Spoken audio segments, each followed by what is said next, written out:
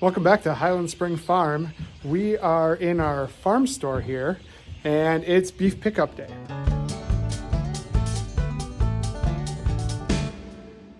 So I am packing orders. We've got quite a few orders for the day, but I just thought I'd take a moment to show you what our farm store looks like. See all the ways that people can order, and then just kind of give you an insight into what packing looks like. We've got some very full freezers right now. We've been processing animals all winter long, and just to keep things full so that when there is a rush, we're ready to go. So we'll set the camera down here, and I'll pack the next order and give you kind of an insight as to what it looks like.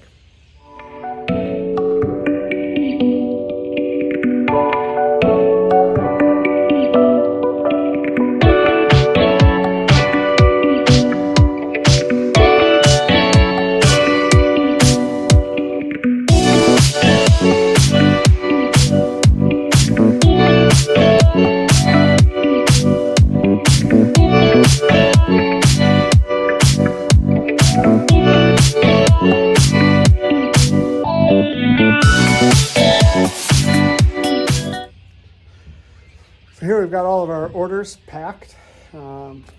Bigger orders go in boxes, smaller orders go in bags. We try to always recycle our bags, so people drop off bags and reuse those. We got different freezers for different things. We've got our burger freezer, we've got a freezer full of sausages and snack sticks and odds and ends like that. And then we've got a roast freezer and a skirt steak freezer. One of the important things about selling beef is that we like to have that personal customer interaction. So we don't do any shipping. Everything is either picked up at a farmer's market or right here on the farm. So we built this farm store. It's an old converted corn crib that was used as a lawnmower shed, and then it was kind of a junk storage. And so we cleared it out, we put a floor in, and then put our freezers in. And so it works out really well to be able to divide our freezers up nicely. And we've got our price list on the wall. And we really like to again, to be able to have that personal interaction. If you're just buying something at a grocery store, or you're buying something at shipping it and having it delivered to you via Whole Foods or Amazon or even a farmer, you just don't have that personal connection. You can't see the cows as you drive in, and that's something that's really important to us. When a customer pulls in the driveway, you can park right by the new shed, and then you can see here is where our farm store is. And so some people like to get out of their cars and come in and pick out what they want.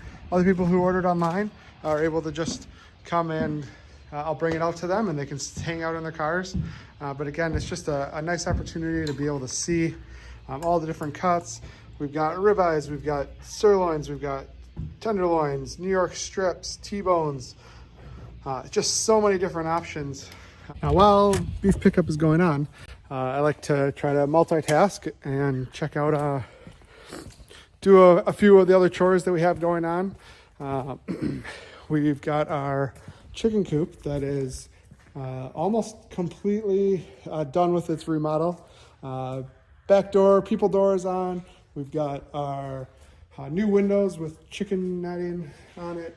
What we really like about this setup, and we can go inside there, is that everything falls through. So when the chickens are roosting, they'll be able to, at night, that's when they deposit a lot of their manure, and not having to deal with it and cleaning out the chicken coop makes a big difference.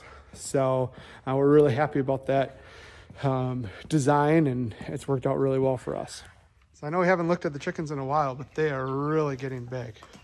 It's kind of amazing just how quickly they've grown in a couple of weeks here, but they're really starting to put on their feathers now. That's the Easter egger in front, a barred rock over on the side. I think over on this side of the coop is one of the cinnamon queens. And I can't remember what the name of that, the yellow or the white chick there. The most surprising things about how quickly these chickens are growing is how much food they go through. So they have gone from these feeders needing to be filled up maybe once every 3 or 4 days to almost being needed to be filled up every single day. So they are really gaining weight and putting on feathers. They go from cute and fluffy to kind of this goofy teenager look, and then they really start filling out. And in just a couple months, we'll have fresh eggs from them.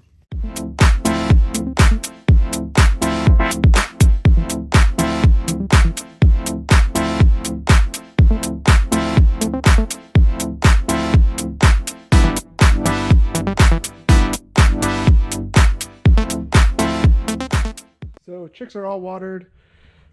They got fresh feed, put a little bit of bedding down in here, and they are quite happy. We've got some steers that have gone rogue and got to get them back. So that's next.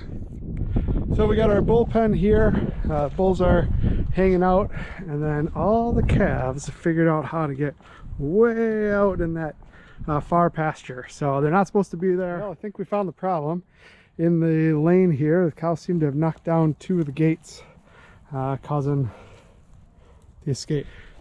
A couple nice steers here that are, these are yearlings, so they're born last year.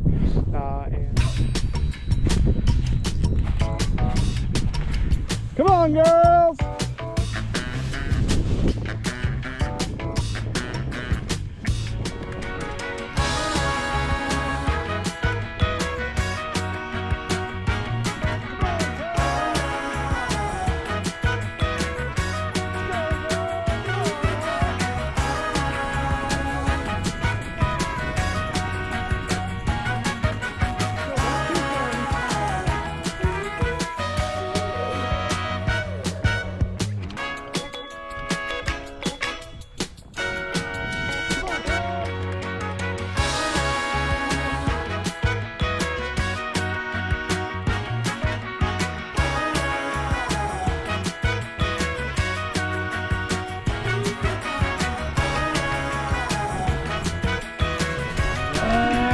Let's go, girls! Let's go, cows! Come on now, hop, hop, hop!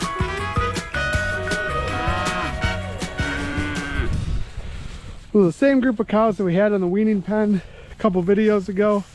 They got moved out, kicked out onto the pasture.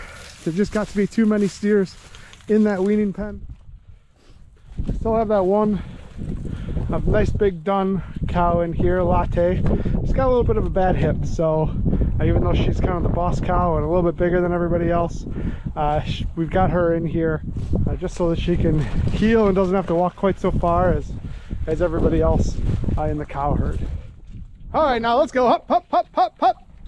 Hop, hop, hop, hop, hop. A little bit of a difficult angle here. I wouldn't be surprised if they figure it out pretty quick, though. They just usually need one to go. Come on now, hop, hop, hop, hop, hop. There they go. Right around the corner like they're supposed to. Hop, hop, hop.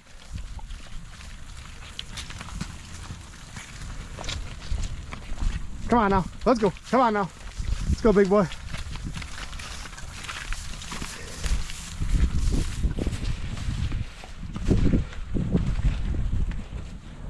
This is a real nice steer out of here, number 39. He's a crossbred, half shorthorn, half Highland. Very popular Scottish cross. Looking forward to seeing what we can get out of him.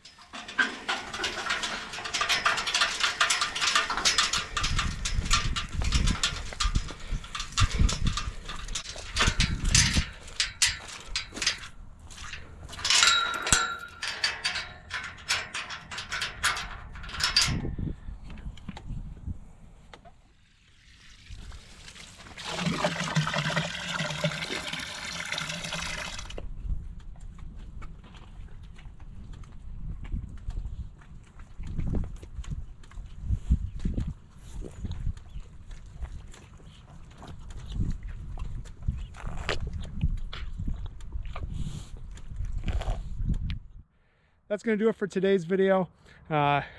Just a real busy day here on the farm with beef pickup, having a couple steers not where they're supposed to be and getting all that ready. We're talking about another couple inches of snow after having 60-degree weather this weekend, so it's not quite spring yet, but we can definitely tell based on the amount of mud in the high traffic areas that it's getting close. So If you like this, don't forget to like and subscribe, and we'll see you in the next one.